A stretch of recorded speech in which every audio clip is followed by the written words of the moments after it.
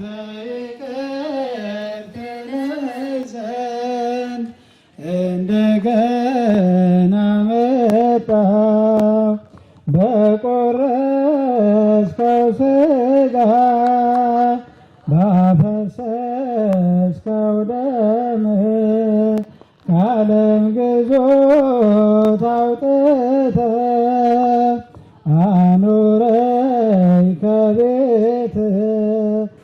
በዚህ ቅዱስ ስፍራ የተገኛችሁ ኦርቶዶክሳውያን ምእመናን፣ ምእመናት የቤተ ክርስቲያናችን ጌጥና ሽልማት ውበትና ድምቀት ፈርጥና ጌጥ የሆናችሁ የነገ የቤተ ክርስቲያናችን ተረካቢዎች ቅን ልቡና ትሕትና ያላችሁ ሕፃናት በዚህ ዕለት በዚህ ቅዱስ ስፍራ የተገኛችሁ በሙሉ በእግዚአብሔር ስም እንደምን ሰነበታችሁ? እንደምን አደራችሁ? እንደምን አረፈዳችሁ? ልናመልከው የፈጠረን ልናገለግለው የሰበሰበን በቸርነቱ የጠበቀን በመግቦቱ ያልተለየን በሀብቱ የሳበን በረድኤቱ ያቀረበን ቸርነቱ የማያልቅ ስራው የሚደንቅ የቸርነት ባለቤት እግዚአብሔር አምላካችን ወዶ ፈቅዶ በልዩ ጥሪ ጠርቶ የምሕረት ደጁን ዘርግቶ የምሕረት ደጁን ከፍቶ የምሕረት እጆቹን ዘርግቶ ስለተቀበለን በምሕረቱ በይቅርታው በቸርነቱ ስለሰበሰበን ይህንን የሚያምር ደስ የሚል ጊዜ ስለሰጠን ስለማይነገር ስጦታው ስሙ የተመሰገነ ይሁን። እንደ እግዚአብሔር አምላካችን ቅዱስ ፈቃድ ዛሬ በዚህ ዕለት በዚህ ቦታ ተገናኝተናል። እኔ እውነት ለመናገር ትምህርቱን ከእኔ ይልቅ ቀሲስ መምህር ህብረት የሽጥላ ቢያስተምሩ ጥሩ ይሆናል ብዬ አስባለሁ። ምን የሚባል ነገር አለ? የሀገሩን ሰርዶ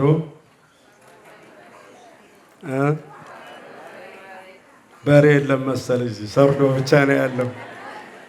ያው የሀገሩን ሰርዶ በሀገሩ በሬ ይባላልና ቀሲስ ህብረት እዚህ ረጅም ጊዜ ስለቆዩ አመላችሁን ጠባያችሁን ስለሚያውቁ ለእናንተ መቅረብ የሚገባውን ትምህርትም በደንብ ስለሚረዱት እሳቸው ያስተምሩ ጥሩ ነበር። ነገር ግን ያው እንግዳ ስለሆንኩኝ በእንግዳ ልማድ ለእኔ ተሰጥቶኛል።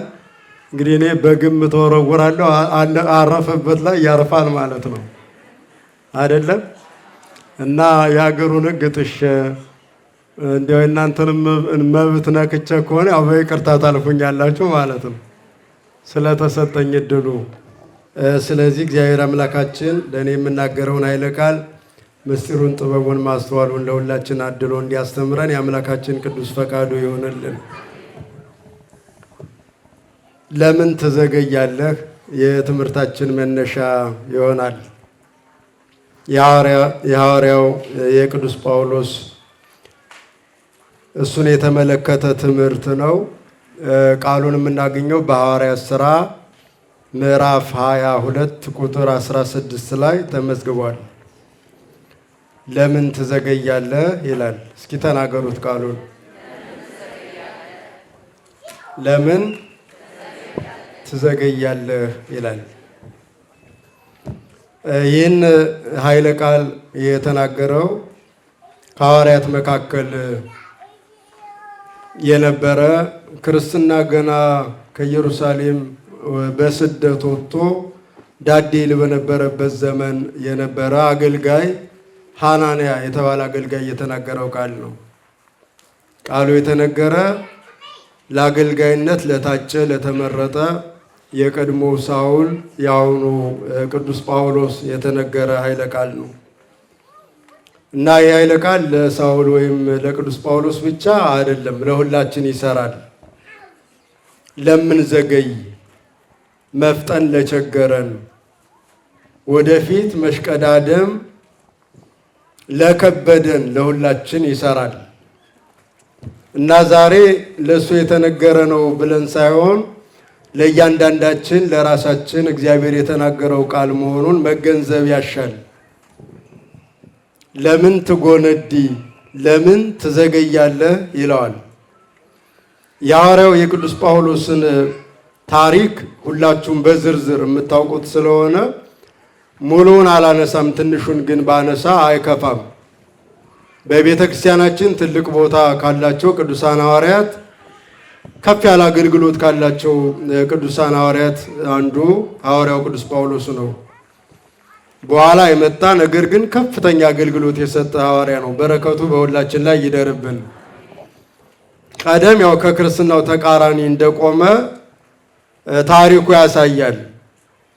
ሳውል የትምህርት እጥረት፣ የእውቀት ችግር አልነበረበትም። የተማረውን መፈጸም፣ የሰማውን በተግባር መተርጎም ግን ችግሩ ነበር። ያ የሳውል ብቻ አይደለም፣ ዛሬ ያለን የሁላችንም ችግር ነው።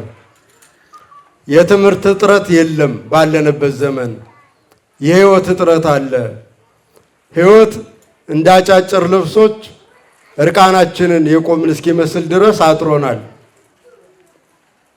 እና ሐዋርያው ቅዱስ ጳውሎስ የዚያን ጊዜው ሳውል ከሕፃንነቱ ጊዜ ጀምሮ ከገማልያል እግር ስር ቁጭ ብሎ ሕገ ኦሪትን የተማረ ሕገ ኦሪትን የመረመረ ጥልቅ እውቀት ከነበራቸው ከፈሪሳውያን ወገን የሸንጎ መሪ አማካሪም የነበረ ሰው ነው።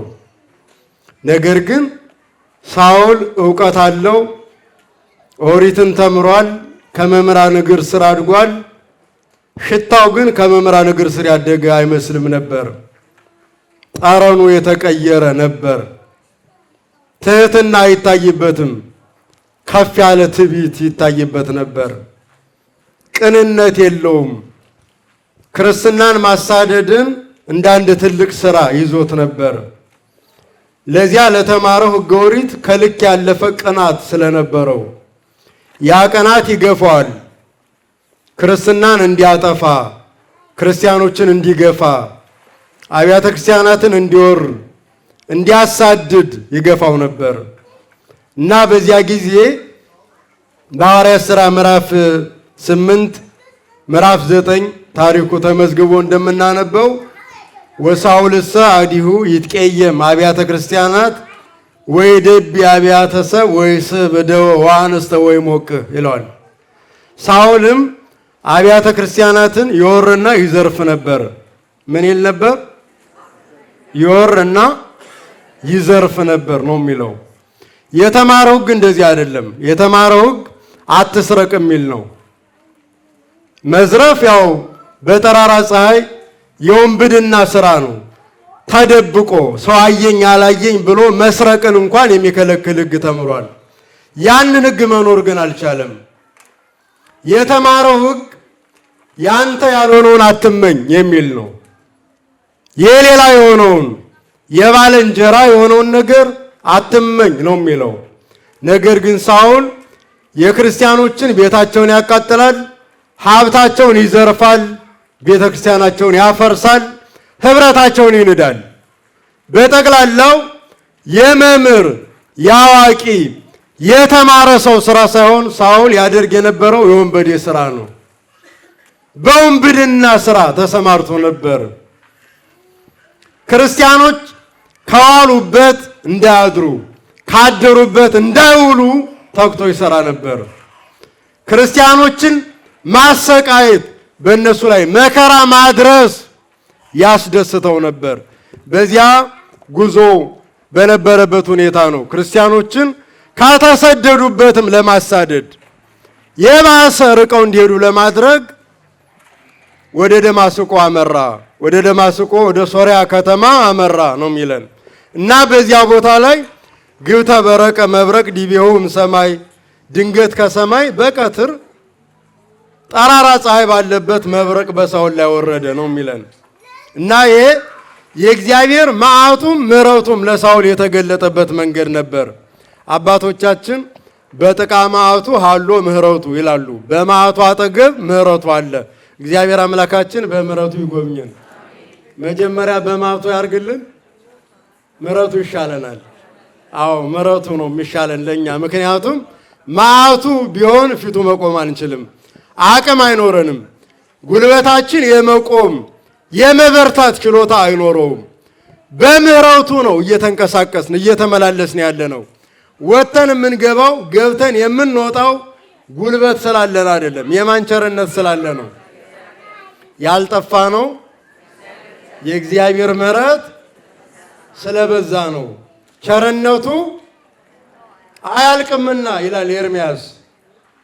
የራሱንም የወገኖቹንም መኖር በእግዚአብሔር ምሕረት በእግዚአብሔር ቸርነት እንደሆነ ሲገልጥ ያልጠፋ ነው ከእግዚአብሔር ምሕረት የተነሳ ነው። ቸርነቱ አያልቅምና ነው የሚለው። በእውነት በማያልቀው ቸርነቱ ሁላችንን ይጎብኘን። ዛሬ ሁላችንን ወደዚህ የመጥራቱ ወደዚህ የማምጣቱ የቸርነቱ ስራ ነው። ክርስቲያኖች በቸርነቱ በአባትነቱ ጥላ ስር በክንዶቹ እንድናርፍ በዚህ ሰብስቦናል። በዚህ መሰብሰባችን ብቻ በቂ ነው። ክርስቲያኖች ከመማራችን ከመመከራችን ከመገሰጻችን የበለጠ እንዲህ አንድ ላይ መሰብሰባችን እንዲህ መገናኘታችን ቀላል ነው? ሰው ይገኛል አለ? ሰው የለም። ሰው የማያገኝበት እግዚአብሔርም ሰው የማያገኝበት ነው የሚመስለው ስታዩት ማለት ነው። እግዚአብሔር በእርግጥ ሰው አያጣም። ወዳጆቹ ባሉበት ከነሱ ጋር አለ። ግንኙነቱ ከነሱ ጋር ስለሆነ ግን ከተማው ጭር ብሎ መንገዱ ጭር ብሎ ስታዩት በተለይ እንደኔ እንግዳ ሆኖ ለመጣ በጣም ይከብዳል። ሰው የለም እዚህ ሀገር እስኪያስተይ ድረስ ማለት ነው። እና እንዲህ ሰብሰብ በማለቱ በራሱ የማን ቸርነት ነው? የማን ቸርነት? በቤቱ መሰብሰባችን፣ በርሱ መገናኘታችን፣ ቅዱስ ሥጋው ክቡር ደሙ በሚፈስበት በሚፈተትበት እውነተኛው መስዋዕት በሚቀርብበት መሰብሰባችን የማን ቸርነት ነው? ቸርነቱን ከኛ ያላራቀ የአባቶቻችን አምላክ ለስሙ ክብር ይሁን በእውነት። እና ሳውልን መጀመሪያ በመዓቱ ጎበኘው። ቀጥሎ በመዓቱ አጠገብ ምሕረቱ ስላለ በምሕረቱም ጎበኘው። እኛን በምሕረቱ ይጎብኘን። ያው መዓቱን አንችልም አንፈልግም ብላችኋል አይደለም? ሳውል በምሕረቱ ብቻ የሚመለስ አልነበረም። ምሕረቱማ ብዙ ጊዜ ተሰጥቶታል፣ አልተጠቀመበትም። ያንን እያባከነው ሳይጠቀምበት ጊዜውን እያሳለፈው ስለነበረ ያው ከመምህር የማይማረውን እግዚአብሔር በመዓት ያስተምረዋል፣ አቅሙን ያሳየዋል። ልኩን ጉልበቱ ኢምንት እንደሆነ እንደ ሸምበቆ የሚሰበር እንደ ገለባ የሚበተን መቆም የማይችል አቅመ ቢስ መሆኑን ለማሳየት በመዓት ጎብኘት ያደርጋል እግዚአብሔር። መዓቱን መምህር አድርጎ ይልከዋል እግዚአብሔር። እና ሳውልን በመምህር እንዳያስተምረው መምህራን እግር ስር የኖረ ነው። ከሐዋርያት መካከል ወይ ጴጥሮስን ወይ ሌላኛውን ሐዋርያ እንዳይልክለት እነሱ ለሳውል መምህርነት የሚበቁ አይደሉም። ምክንያቱም እሱ ተምሯል፣ እነሱ ከአሳት ማጅነት የመጡ ናቸው። ያን ጊዜ እንዲሁ እናስተምር ቢሉት አይሰማም። እንዲሰማ በደንብ አድርጎ አስተካከለው። እግዚአብሔር አምላካችን ሁላችንንም ያስተካክለን። በምን ያስተካክለን? በመዓት ወይስ በምሕረት? አልሰማችሁም? ምሕረቱ ላይ ናቸው እናንተ። በምሕረቱ ይጎብኘን። ታዲያ ሳውል ያ ምሕረቱ ያልገባው ስለሆነ ነው በመዓት ሊያስተምረው የፈለገ። ክርስቲያኖች ሊያስተምረው የፈለገውንም በመዓቱ ይጎበኘዋል፣ ሊያጠፋው የፈለገውንም በመዓቱ ይጎበኘዋል። ፈጽሞ መመለስ የማይችል ፋርዖንን የመሰለውን ልበ ደንዳና በመዓት ኤርትራ ባህር ውስጥ በስጥመት እንዲቀበር ያደርገዋል። የማይመለስ ስለሆነ ነው። የሚመለሰውን ደግሞ መመለስ የሚችልበትን መዓት መምህር አድርጎ ይሾምለታል፣ ያቀርብለታል። እና ሳውል በዚያ ጠራራ ፀሐይ፣ ሰዓቱ ልክ ይህን ሰዓት ይመስላል። ቀትር ነው የሚለው እንግዲህ እዚህ እንኳን ቀትር አይመስልም፣ ያው ፀሐይ አለች እንጂ አይደለ። ሐሳውያን ነቢያት የሚባሉ አሉ በዚህ በመጽሐፍ ቅዱስ እዚህ ሀገር የምትወጣው ፀሐይም ሐሳዊ ፀሐይ ናት። ጨረቃም እንደዚያ ሳትሆን አትቀርም። የጨረቃን አላየኋትም። ፀሐይ ግን በእውነት ሐሳዊት ናት። ማለት ፀሐይ ናት፣ አትሞቅም ነው። የምትሞቅበት ጊዜ አለ። እኔ በእውነት ለንስሐ ነው እንደዚህ የመጣሁት። እስካሁን ብርዱ በእውነት እግር ብረት ነው የሚመስለው። እግር ላይ የዚህ ሀገር ብርድ ማለት ነው። በእርግጥ ለእናንተ ይቺ ቅምሻ ናት መሰለኝ፣ ያው ፀሐተ ክረምት። ለእኔ ግን በጣም በእውነት እንደ ሳውል ናት። የምትሰረስር ማለት ነው። እና ሐሳዊ ፀሐይ ናት። ያት ብልጭ ብላለች። ቢወጡ ግን ምንም። ነፋሱ ደግሞ ሁለት እጅ ያለው ይመስላል በትፍት የሚማታ እና ያው ጃኬት ተበድሬ ቁም ሳጥን መስዬ ነው ቤታቸው። አሁን መምህር እንዲሆናል በእውነት ሆኖ አያውቅም። ግን እዚህ ይሆናል። የማይሆን የለም እዚህ እና እግዚአብሔር ለምሕረት ያድርግልን። ሁሉ ብርዱን ለምን ያድርገው? ድካሙን ለምን ያድርገው? ውጣ ውረዱን ለምን ያድርግልን? ለምሕረት ያድርግልን። አያችሁ፣ እንድንማር ነው እግዚአብሔር የሚፈልገው። የጠራን ለመዓት አይደለም። ለምን የጠራን? ይቅርታ ለቸርነት ነው የጠራን። በእውነት በቸርነት ሁላችንን ይጎብኘን። ሳውልን ቀትር ላይ እንደዚህ በዚህ ሰዓት ነው የጎበኘው። አምላካችን ሁላችንን በዚህ ሰዓት ይጎብኘን። ግብተ በረቀ መብረቅ ዲቤሁም ሰማይ፣ በአናቱ ላይ ከሰማይ መብረቅ ወረደ ነው የሚለን። የመዓትም የምህረትም መብረቅ ነው። መዓት ያለው ምህረትም ያለው መብረቅ ነው። አይነ ስጋውን ነሳው። በዚያ በብርሃኑ አማካኝነት በመብረቁ ድምፅ አስደነገጠው፣ ልቡን ሰበረው። በብልጭታው አይነ ስጋውን ነሳው ነው የሚለን።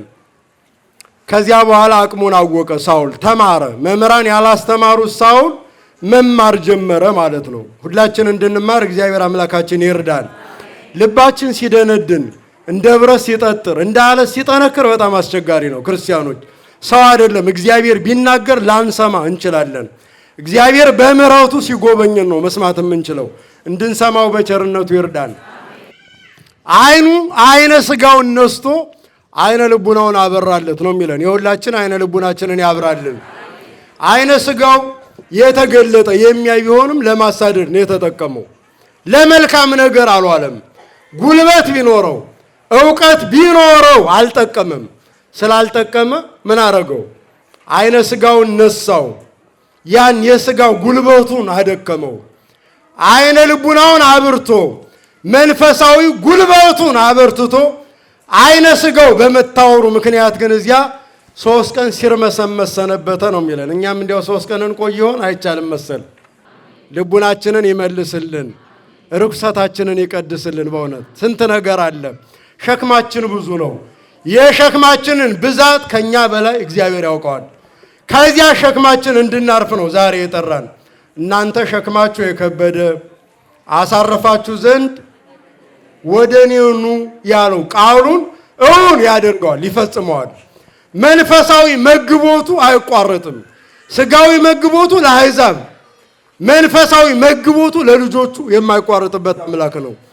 ጉድለት የሌለው መግቦቱን ያደርጋል። አንዳንዱን ኒቆዲሞስን የመሰለውን በሌሊት በጨለማ ይጠራዋል ቃሉን እንዲሰማ፣ እንዲለወጥ፣ እንዲስተካከል። እኛን የመሰለውን ደግሞ እንዲሁ በቀን ይጠራናል። እግዚአብሔር ከመጣራት ቃሉን ከማሰማት ሰዎችን ከመመገብ ከመለወጥ ከማስተካከል ቦዝኖ አያውቅም። አምላካችን ሁላችንን በምሕረቱ ያስተካክለን እና ሲርመሰመስ ሰነበተ ነው የሚለው። አይነ ስጋውን አጥቷል። መሪ ፈለገ። ያ አይናማ ነኝ፣ ጉልበተኛ ነኝ፣ ዕውቀት አለኝ ሲል የነበረው በጉልበቱ በእውቀቱ ሲመካ የነበረው ለሕገ ኦሪት ከኔ ውጭ ለአሳር ማን ሊቆም ከኔ ውጭ የነበረው ሳውል መሪ ፈልጎ ሲርመሰመስ ሰነበተ ነው የሚለን። በእግዚአብሔር ምሕረት ቸርነት ውስጥ በመዓቱ በቁጣው በተግሳጹ ውስጥ ሳውልን መመለስ በሚችለው ትምህርት ውስጥ ሲርመሰመስ ሰነበተ ነው የሚለን። እኛ እዚህ መተን ሜዳው ላይ አይደለም መርመስመስ ያለብን፣ በትምህርቱ ውስጥ ነው መርመስመስ ያለብን። ክርስቲያኖች ይሄ ውርድንብሩ የወጣው ልቡናችን በተግሳጹ በምክሩ ውስጥ መርመስመስ መቻል አለበት። መለወጥ የሚችለው እንደዚያ ሲሆን ነው። ክርስቲያኖች አምላካችን ሁላችንን ይለውጠን። በቃ መዓቱንም ምሕረቱንም ካሳየው በኋላ ድምፁን አሰማው። ሳውል ሳውል ለምን ትሰድደኒ ይብእሰከ ረጊጽ ውስተ ቀኖት በሊህ አለው ነው የሚለን። ሳውል ሳውል ለምን ታሳድደኛለህ? የመውጊያውን ብረት ብትቃወም ለአንተ ይብስብሃል። ለምን ታሳድደኛለህ አለው ነው የሚለን። ይህ ለሳውል ብቻ አይደለም። ኃጢአት ለምንሰራ ለእኛ ይሰራል። ኃጢአት የሚሰራ ሰው ማንን እያሰደደ ነው? እግዚአብሔር እንዳያድርበት እያደረገ ነው። ቅሰፈኝ ቅሰፈኝ እያለው ነው። ወሀኮ ኃጥእ ለእግዚአብሔር፣ ኃጢአተኛ ሰው እግዚአብሔርን አነሳሳው። ቀሰፈኝ ቀሰፈኝ በመዓትህ ጎብኘኝ አለው ነው የሚለን። ኃጢአት የሚሰራ ሰው እግዚአብሔርን እያሰደደ ነው፣ እንዳያድርበት እንዳይኖርበት እያደረገ ነው። ጠራው። ሳውል ሳውል ለምን ትሰድደኝ ለምን ታሳድደኛለህ አለው። ዛሬ እኛን ይለናል፣ እኔን አገልጋዮቹን ሁላችንንም ለምን ታሳድደኛለህ ይላል። አለ ልቡናችን ውስጥ እግዚአብሔር አለ፣ እርግጠኛ ነን። ዙፋኑን ዘርግቷል። ያ ከሆነማ እኮ ኪሩቤል ነን ማለት ነው፣ ሱራፌልን ሆነናል ማለት ነው። ልቡናችን ዙፋኑ ከሆነ እግዚአብሔር በእኛ ካደረ ይታወቃል። እንኳን እግዚአብሔር ሌላ መንፈስ ሲያድርብን ይታወቃል አይደለም? ያንቀዠቅዣል ሌላ መንፈስ ያደረበት ታውቃላችሁ አይደለም? እረፍት የለውም ፋታ የለው። እግዚአብሔር ሲያድርብንም ይታወቃል። እንረጋጋለን፣ ሰላም ይሰማናል፣ እረፍት ይሰማናል። ጣዕሙ መዓዛው የተለየ ነው። በረከቱ ከኛ ጋር እንዳለ እናውቃለን። በእውነት በረድኤት ከኛ ጋር ይሁን። እንዲያው እናንተ ሰው ከሆሳዕናዋ አህያ ያንሳል? ከዚያች ያቺ መኝታዋን የምትመገበውን የማትመርጥ ያቺ አህያ የማን ማደሪያ የማን ዙፋን ሆናለች? እሱ ትሕትናውን ገልጦ በእሷ ላይ ተጫነ ነው የሚለን። እናንተ ቢያንስ የእሱ ማደሪያ ለመሆን እንደሷ እንደዚያች የዚያችን ያህል እንኳ ቦታ ሊኖረን እኮ ይገባል። ታዲያ ሳውል ሳውል ለምን ታሳድደኛለህ? የመውጊያውን ብረት ብትቃወም ላንተ ይብስብሃል አለው ነው የሚለን። ይህን የመሰለ ጥሪ ያን ጊዜ ለሳውል ዛሬ ለኛ ነገ ለሚመጣው ትውልድ ዓለም እስከሚያልፍ ድረስ ለምን ታሳድደኛለህ ይላል እግዚአብሔር። ሳውል ይህን ጊዜ አይነ ስጋውን ቢያጣ አይነ ልቡናው ስለበራለት መኖ አንተ ቀና ብሎ እንደሚያይ ሰው እያየ ቀና ያላለው ሳውል አይኑን ባጣ ጊዜ ቀና አለ፣ ድምፁን ወደሚሰማበት ቀና አለና መኖ አንተ ማነህ ሲል ጠየቀ። አነ ውእቱ ኢየሱስ ናዝራዊ ዘአንተ ተሰደደኒ፣ ካደርኩበት እንዳልውል ከዋልኩበት እንዳላደር የምታደርገኝ እኔ የናዝሬቱ ኢየሱስ ነኝ አለው። ሕይወትህ መድኃኒትህ እኔ ነኝ። ሕይወት መድኃኒት ለሆን ወደዚህ ዓለም የመጣሁት እኔ ነኝ። በክርስቲያኖች መካከል የማድር እኔ ነኝ። ቤታቸውን ስታፈርስ፣ ንብረታቸውን ስትዘርፍ፣ መቅደሳቸውን ስታቃጥል፣ ስታሳድዳቸው የምታሳድደው እኔን ነው። ለምን ታሳድደኛለህ አለው ነው የሚለን። ይህ በጣም ልብ የሚሰብር አጥንት የሚሰረስር አእምሮን የሚሰብር መለኮታዊ ቃል ነው። ይህኔ ሳውል እንደ ቀድሞ አላንገራገረም፣ አልተከራከረም። ምክንያቱም እጅ ሰጥቷል፣ አቅሙን አውቋል። ከፊደል ከመምህር አይደለም የተማረው። አሁን ከማን የተማረው? ከራሱ ከባለቤቱ ስለሆነ የተማረው። እጅ ሰጥቷል። ምን አደርግ ዘንድ ትወዳለህ ያለው። የራሱን ፈቃድ ትቶ የማንን ፈቃድ ለመቀበል? የእግዚአብሔርን ፈቃድ። ወደ እግዚአብሔር ስንመጣ የእኛን ፈቃድ መጣል፣ የእሱን ፈቃድ መከተል። እኛ የምንፈልገውን አይደለም ማንም የሚፈልገውን ማድረግ ነው የሚጠበቅብን። ብዙ ጊዜ እግዚአብሔር የሚፈልገውን ነው የምናደርገው ወይስ እኛ የምንፈልገውን ነው? አልሰማችሁም? ማድረግ ያለብን ግን ማንም የሚፈልገውን ነው። በእኛ ፈቃድ የት እንደርሳለን? የትም። ስጋዊ ሕይወታችንም መንፈሳዊ ሕይወታችንም ጉድለታችንም ሙላታችንም በእሱ ፈቃድ ነው። እንደኛ ፈቃድ ሳይሆን እንደሱ ፈቃድ ይሆንልን። ምን አደርግ ዘንድ ትወዳለህ ነው ያለው። አንተ ማነህ ብሎ አልቆመም። ምን አደርግ ዘንድ ትወዳለህ? እኔ ላደርግ የምወደውን ሁሉ አድርጌያለሁ። እዚህ ነው የደረስኩት። ከዚህ በኋላ ዓይን የለኝም የሚመራኝ ፍለጋን የሄድኩት። ከዚህ በኋላ የእኔን ፈቃድ አይደለም ያንተ ፈቃድ ይሁን። ምን አደርግ ዘንድ ትወዳለህ አለው ነው የሚለን። ይህን ጊዜ ታደርገው ዘንድ የሚገባህን በከተማ ያሉ ሰዎች ይነግሩሃል ብሎ ማድረግ የሚገባውን ወደሚነግረው ወደ ሐናንያ ወደ ከተማው እንዲሄድ አደረገው ነው የሚለን። ሳውልን ወደዚያ መራው። ለሐናንያም በራእይ ተገለጠና ዛሬ ሳውል ወደ አንተ ይመጣል፣ ተቀበለው፣ ውጣና ተቀበለው አለው ይላል። ሐናንያ የሳውልን ታሪክ ያውቃል። በጎ ታሪክ አይደለም ያለው። ምን አይነት ታሪክ ነው ያለው? የአሳዳጅነት፣ የዘራፊነት፣ የወራሪነት ታሪክ ነው ያለው ሳውል። የጠቆረ የጨለመ ታሪክ ነው ያለው።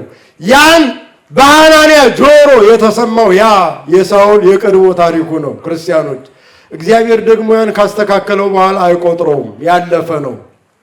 እኛ ምንል የለም ላለፈ ክረምት ምን አይሰራም ይባላል። ለሚመጣው ነው የሚሰራ። ያለፈውማ ምን ሆነ? አለፈ። የሳውል ታሪክም ከደማስቆ በኋላ አልፏል። ክርስቲያኖች ታዲያ ሐናንያ ይህን ሲሰማ እንዴት አድርጌ ልቀበለው እችላለሁ? ይህን ሰው እንዴት ይሆናል? በጭራሽ! ይሄ ሰው እኮ ክርስቲያኖችን የሚያሳድድ ቤተ ክርስቲያንን የሚዘርፍ የሚያፈርስ አሳዳጅ ነው። እንዴት ልቀበለው እችላለሁ? የሐናንያ ሙግት ነበር። ኢየሱስ ክርስቶስ ግን ለሐናንያ እንዲመለሰለት ነዋየ ኅሩየ ረሰይክዎ ከመ ይጹር ስሜ በውስተ አሕዛብ፣ በአሕዛብ መካከል ስሜን ይሸከም ዘንድ ምርጥ ዕቃ አድርጌዋለሁ አለ ይላል። ሁላችንን ምርጥ ዕቃ ያድርገን አምላካችን። ምኑን የሚሸከም? ስሙን የሚሸከም የሚገልጥ፣ ስለ ስሙ የሚኖር፣ ስለ ስሙ የሚሞት፣ ለስሙ የሚመሰክር፣ ለመብላት ለመጠጣት ብቻ ብሎ የማይኖር ስለ ስሙ የሚኖር መስቀሉን ተሸክሞ የሚመላለስ ምን አይነት ዕቃ ነው? ምርጥ ዕቃ አድርጌዋለሁ። ዝም ብለህ መከራከሩን ትተው ውጣና ተቀበለው አለው ነው የሚለን። ሐናንያ ያን ጊዜ መከራከሩን አቁሞ ሳውል እንዲቀበል ወጣ አለ። ሳውልን አገኘው። እየተመራ ነው የመጣው። መንገዱን የሆነ መሪ አለው የሚመራው። ዋና ሕይወቱን ግን የሚመራው ማን ነው? እግዚአብሔር ነው። የእኛን ሕይወትስ የሚመራው ማን ነው? እግዚአብሔር ነው የሚመራው። የሕይወታችን መሪ፣ የሕይወታችን ፊት አውራሪ፣ የሕይወታችን ራስ ክርስቶስ ነው። ወአንትሙሰ ሰቀልክምዎ ለርእሰ ሕይወት ነው የሚለው ቅዱስ ጴጥሮስ። እናንተ ግን የሕይወትን ራስ ሰቅላችሁ ገደላችሁት ይላቸዋል። ልባቸው የደነደነ አይሁድን የሕይወት ራስ ይለዋል። ራስ ያው ጭንቅላት ከሌለ ራሳችንን መምራት እንችላለን? ሕይወት ይኖራል? ከአንገት በላይ ያለው አካል ከሌለ ሕይወት አለ? እንቅስቃሴ አለ? የመንፈሳዊ ሕይወታችን ራስ ክርስቶስ ነው። የሚመራን እሱ ነው። ዛሬ ወደዚህ የመራን በዚህ ያሰማራን እግዚአብሔር እረኛዬ ነው ማለት ነው የሚቻለው። በሉ እግዚአብሔር እረኛዬ ነው፣ የሚያሳጣኝ የለም። በለመለመ መስክ ያሳደረኛል፣ በዕረፍት ውኃ ዘንድም ይመራኛል። የዕረፍት ውኃ የሚባለው ቃሉ ነው። ቃሉ የሕይወት ውኃ ምንጭ ይባላል። የሕይወት ውኃ ምንጭ እሱ ራሱ ክርስቶስ ነው። የሌለም በዮሐንስ ራእይ ምዕራፍ 14 ቁጥር 13 ላይ ምንድን ነው የሚለው? ብፁዓን ለሞቱ በእንተ እግዚአብሔር ከመ ያዕርፉ እምነ ጻማሆሙ ወይተልዎሙ ግብሮሙ ወይወስዶሙ ሀበ ነቃማየ ሕይወት ይላል። በጌታ የሚሞቱ ብፁዓን ናቸው፣ ከድካማቸው ያርፉ ዘንድ ስራቸው ይከተላቸዋል፣ ወደ ሕይወት ውሃ ምንጭም ያደርሳቸዋል፣ ይወስዳቸዋል ነው የሚለን። እግዚአብሔር እረኛዬ ነው፣ የሚያሳጣኝ የለም። በለመለመ መስክ በቅዱሳን ሐዋርያን ትምህርት በአባቶቻችን ሕይወት ያሰማራኛል፣ በዕረፍት ውኃ ዘንድም ይመራኛል ይልና ሜጣ ለነፍሴ ወመርሃኒ ፍኖተ ጽድቅ፣ ነፍሴን መለሳት የጽድቅን መንገድ መራኝ ይላል። ይሄ መንገድ የኃጢአት መንገድ አይደለም። የምን መንገድ ነው? ስሙ ምንድን ነው? የመጣችሁበት መንገድ ስሙን አታውቁትም? መንገዱን አይደለም ያልኳችሁ፣ የመንገዱ ስም ካለው እዚህ የመንገዱን ስም ጠንቅቃችሁ ታውቃላችሁ። የክርስትና ስሙ ግን ብዙ እየጠፋው ነው። ቅድም እየተወያየን የመጣን መኪናው ላይ እና እያሳቀን ነበር። አንድ ወንድማችን አንተ የክርስትና ስም ማን ነው ሲባል ወንድ ነው፣ ወለተ ማርቆስ ነኝ አለ እያለ ነበር። ወለተ ማርቆስ የክርስትና የሕይወቱ መንገድ የጠፋበት ማለት ነው። ወንድ ወለተ ነው የሚባለው፣ ወልደ ገብረ ነው የሚባለው። ግን እሱ ወለተ ማርቆስ ነኝ አለ እያለን ነበር። የሕይወት መንገድ ይጠፋል። ክርስቲያኖች የሕይወት መንገድ መሪው ሰው አይደለም። ማን ነው የሕይወት መንገድ መሪ? እግዚአብሔር ነው። ሳውልን መራው። አይን አልባውን ሳውልን፣ አይነ ስጋ የሌለውን ሳውልን ወደ ሐናንያ የሚገባህን ይነግሩ ዘንድ ና ወደ ከተማ ግባ አለው ነው የሚለው። ወደ ሐናንያ መራው። ሁላችንን አምላካችን በቸርነቱ ይምራን። እኛም አይናችን ያያል እንል ይሆናል። አይነ ስጋችን እውነት ነው ያያል። ቁም ነገሩ የአይነ ስጋችን ማየት አይደለም። ክርስቲያኖች ምናችን ነው ማየት ያለበት? አይነ ልቡናችን። ሁለት አይን ነው ያለን። ወበነ ክልኤቲ አዕይንት ውሳጣውያት እየንተ ክልኤቲ አዕይንት አፋውያት። ስለ ሁለቱ ውጫውያን አይኖቻችን ፈንታ ሁለት ውሳጣዊ አይኖች አሉን። አሐቲ አይነ ነፍስ ወአሐቲ አይነ ልቡና። አንደኛው አይነ ልቡና ነው፣ ሌላኛው ደግሞ አይነ ነፍስ ነው። ይትከሰታ አዕይንተ ልብ ዘውስጥ ወአኮ አዕይንተ ለብሩሃት በአፋ። በውጭ የተተከሉት አይኖች አይደሉም፣ የልቡናችን አይኖች ይከፈቱ ይላል። እነዚያ ቁልፋቸው በእኛ እጅ አይደለም። የእነዚያ የአይነ ልቡናችን ቁልፍ በማን መዳፍ ነው? እና ማን ይክፈትልን? ማን ይምራን? ማን ያስተካክለን? እግዚአብሔር አምላካችን ያስተካክለን። እና ሳውልን መራው። ወደ ሐናንያ ቀረበ። ሐናንያ አገኘው፣ ሰላምታ ሰጠው። የሆነውን ነገር በሙሉ ሳውል ለሐናንያ ተረከለት። መብረቅ በጠራራ ፀሐይ በአናቱ ላይ እንደወረደ፣ አይነ ስጋውን እንዳጣ፣ የሆነውን ነገር በሙሉ ተረከለት። ያን ጊዜ ሐናንያ ከሰማው ካደመጠው በኋላ ሳውል ሆይ እግዚአብሔር ተሳለከ፣ ወንድሜ ሳውል ሆይ እግዚአብሔር ይቅር አለህ አለው ነው የሚለን። እስኪ በሉ ወንድሜ ሳውል ሆይ በሉ። እግዚአብሔር ምን አለ? ይቅር አለህ። ምንህን?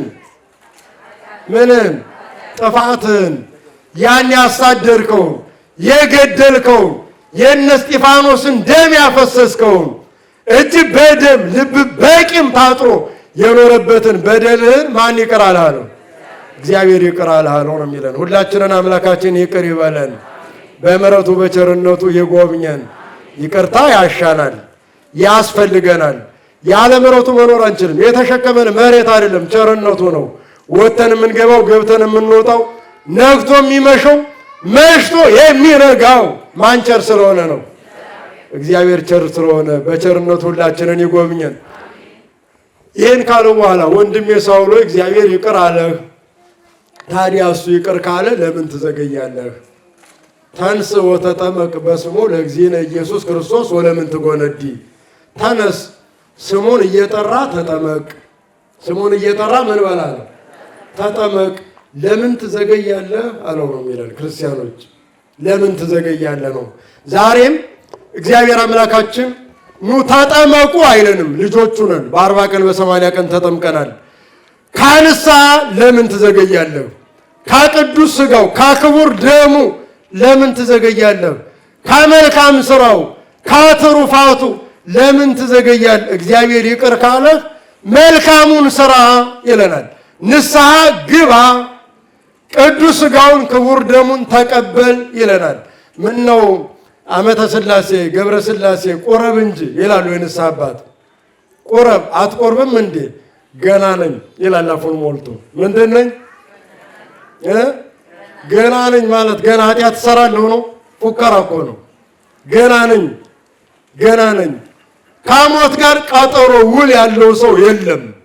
መቼ እንደሚጠራን አይታወቅም። ዛሬ አለን፣ አሁን አለን። ከሰዓት በኋላ ለመኖራችን እርግጠኛ አይደለንም። ማን ነው የሚያውቀው? እስካሁን በማን ቸርነት አለን? ቀሪውን ማን ቢፈቅድ ነው የምንኖረው? ታዲያ ለምን እንዘገያለን? አትዘግዩ፣ ንስሐ ግቡ ሊለን ነው የጠራን እግዚአብሔር። ለመስማት አንዘግ።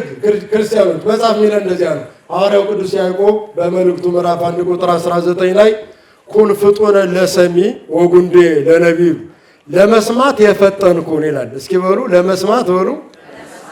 ምኑን ምን ለመስማት ምን ለመስማት ነው የምንፈጥረው? ወሬ ለመስማት ፈጣንን። የዓለም መረጃ አያመልጠንም። ጆሮአችን በጣም ብስል ነው። ከቢላዋ ይልቅ የተሳለ ጆሮ ነው ያለን የዓለምን ሁኔታ ለመስማት። ለእኛ በጎ ነው ብለን የምንፈልገውን ሁሉ ለመስማት ጆሮአችን ፈጣን ነው። ክርስቲያኖች ግን መፍጠን ያለብን ለምንድን ነው? የማንን ቃል ለመስማት? ሕይወት መድኃኒት የሆነውን የእግዚአብሔርን ቃል ለመስማት መፍጠን ያስፈልጋል። ወጉንዱ ለነቢብ፣ ለመናገር ግን የዘገየ ይሆን ይላል። ክርስቲያኖች ምላሳችን ፈጣን ነው ለመናገርም ለመስማት ወሬ ለመስማት ፈጣን እንደሆነ ክፉ ነገር ለመናገር ለስድብ፣ ለተንኮል፣ ለጠብ፣ ለክርክር፣ ለመለያየት ፈጣን ነን። እንደዚህ አይደለም። አንድ ለመሆን እንፍጠን፣ ለመዋደድ እንፍጠን፣ ለአገልግሎት እንፍጠን ክርስቲያኖች። አዎ ጌታችን ራሱ እኮ የሚለን በጠቅላላው በዚህ ምድር ቆይታችን ዋጋችንን ሊሰጥ ዘግይቶ አይደለም የሚመጣው፣ እነሆ ፈጥኜ እመጣለሁ ይላል። እስኪ በሉት ይሄን ቃል እነሆ በሉ። ፈጥኜ እመጣለሁ ይላል። ዮሐንስ ምን ይላል ሲመልስ? ወንጌላዊ ዮሐንስ ጌታ ኢየሱስ ክርስቶስ ሆይ ና ይላል። ስለተዘጋጀ ነው፣ ስለሰራ፣ ለመስማት ለመስራት ራሱን የሰጠ ስለሆነ ጌታ ኢየሱስ ክርስቶስ ሆይ ምን በል። አሁን እኛ ዛሬ ጌታ ልመጣ ነው ቢለን ና ነው የምንለው ወይስ ኧረ ትንሽ ቆይ የቤት እኮ ልጆች አሉ ምንድን ነው የምንለው? እንጃ እኔ ና የምንለው አይመስለኝም።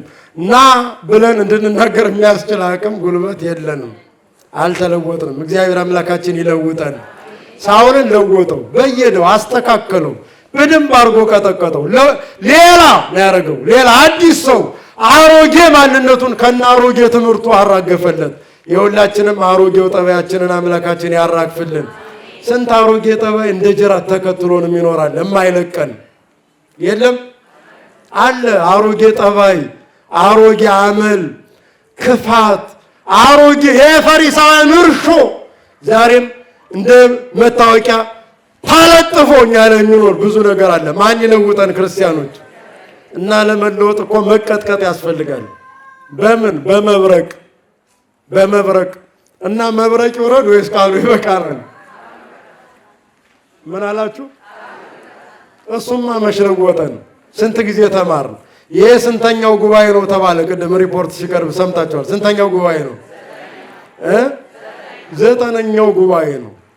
በእውነት 50 ዓመት የሆነን እኮ 50 ዓመት ተምረናል። ግን የሆነን አድሮ ጥሬ አድሮ ቃሪያ መብሰል የለ መለወጥ የለ እያደርን ልጅ መሆን የልጅ ጠባይ በቃ ያየነው ሁሉ የኔ የሚል እንደ ልጅ የሚያደርገንን አምላካችን ጠባያችንን ያስተካክልልን። ወደ ቤቱ በቸርነቱ የሰበሰበን የአባቶቻችን አምላክ ሁላችንንም ወደ ርስቱ ወደ መንግስቱ ይሰብስበን። ዛሬ ያው መብረቅ አይወርድም፣ ብዙ የቃለ እግዚአብሔር መብረቅ ግን ይወርዳል አሉ አባቶቻችን። ከአባቶቻችን እግር ስር ነዋል ብልጭ ይላል እኮ እንደ መብረቅ ቃለ እግዚአብሔር አይልም እንዴ? ነው እናንተ ንዴት ነው ብልጭ የሚልባችሁ? ቃለ እግዚአብሔር ብልጭ ይበልባችሁ እንጂ እንዲያው እኮ መብረቅ ቢጮህ በስማም አይልም የሚባል ሰው አለ። መብረቅ ብልጭ ቢል ሳኒ ለቅድስት ማይል ይባላል። በቃ ጆሮው ከቃለ እግዚአብሔር ድንግል የሆነ ማለት ነው። ልቡናው እግዚአብሔርን ከመስማት ድንግል የሆነ እንዲሁ ምንም የህይወት መንገድ ምን እንደሆነ የማይገባው ኢትዮጵያ የተወለደ የማይመስል ስንት አለ። በእውነት እግዚአብሔር አምላካችን ያስተካክለን። በጣም ያው ድንበር እንዳለፍኩ ይሰማኛል። ያው ቅድም ይቅርታ ስለጠየቅኳችሁ በመጀመሪያ ትታገሱኛላችሁ እያለሁ አይደለም። እግዚአብሔር አምላካችን ሁላችንን ያስተካክለን። ስንት ሳውል አለ ዛሬ፣ ስንት ሳውል፣ ስንት አይነት በእውነት ኧረ እኔ አይደለሁም ቤተክርስቲያን መቼ አፍርሼ እንል ይሆናል። በቸልታችን አዝጋሚ ዝግተኛ በመሆናችን ባለመፍጠናችን ምክንያት የቤተ ክርስቲያን አገልግሎት አለመቃናት እኮ መፍረስ ነው። ክርስቲያኖች የኛ ህይወት ምስቅልቅል ማለት እኮ የቤተ ክርስቲያን መፍረስ ነው። ድንጋይ ወርውረን እስጢፋኖስን በመግደል አልተባበርን ይሆናል። ገዳዮች እነ እስጢፋኖስ ሲገደሉ ልብስ አልጠበቅን ይሆናል። ነገር ግን ለቤተ ክርስቲያን የአገልግሎት መዳከም የእያንዳንዳችን ድርሻ አለ። ክርስቲያኖች ለምን ትዘገያለህ የሚለን ለዚያ ነው። ቤተ ክርስቲያን ስትጠራ አቤት ለማለት ለምን ትዘገያለህ፣ ለአገልግሎት ለምን ትዘገያለህ እያለን ነው እግዚአብሔር። እና ፈጥነን ሲጠራን አቤት ሲልከን ወዴት እንድናገለግለው እግዚአብሔር አምላካችን እንደ ሳውል ሕይወታችንን ይለውጥልን፣ ያስተካክልልን። ይሄ ወርቃማ በሆነ ጊዜ የተደረገ ጉዞ ነው። ድካም ብቻ እንዳይሆን የምንለወጥበት የምንጠቀምበት እንዲሆን እግዚአብሔር አምላካችን ይፍቀድልን። ድካማችንን ከንቱ ያድርግብን። ለምን ትዘገያለህ? ለምን ትዘገያለሽ? ለምን ትዘገያላችሁ? እግዚአብሔር ዛሬ እኛን የሚናገረን ቃል ነው። ፈጥነን ንስሐ ገብተን ተዘጋጅተን ስጋውን በልተን ደሙን ጠጥተን ለክብር እንድንበቃ እግዚአብሔር አምላካችን ይፍቀድልን። የሐዋርያት ሥራ ምዕራፍ 22 ቁጥር 16 ለምን ትዘገያለህ? ይቆየን።